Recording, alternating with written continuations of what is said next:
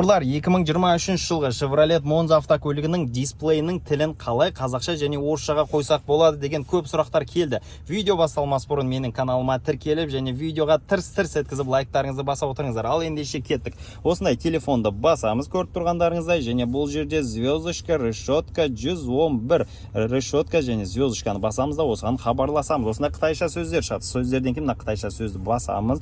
Өзіңіз көріп отқандай Wi-Fi бар, Bluetooth бар. Ең соңғы батырманы басамыз және де төмен қарай түсеміз. Мынаның барлығы бізде ағылшында тұр, систем дегенге кіреміз. Мінекей тілді өзгерту дейді. Тілді өзгертуге кіретін болса, қазақша және орысша, қытайша неше түрлі, мына жерде түрікше, ағылшынша, орысша барлығы бар екен. Біз орысшаға қоямыз. Мінекей барлығы орысша өзгерді. Экран, звук, мінекей қарап отқандарыңыздай безопасность бәрі орысшаға өзгерді. Но бірақ сіз шығатын болсаңыз, мына жақтағы ешқандай нәрсесі орысшаға ауыспайды. Мінекей ағылшынша сол бойы ағылшын мен қытайша тұр календардың өзі. Сізге тек қана бағанағы 111-ді тірген кезде ғана орысшаға қазақша болады, ал қалған жердің бәрі ағылшын және қытайша болады. Видеоға пайдалы болса, менің каналыма тіркеліп, люпілдеріңізді баса отырыңыздар.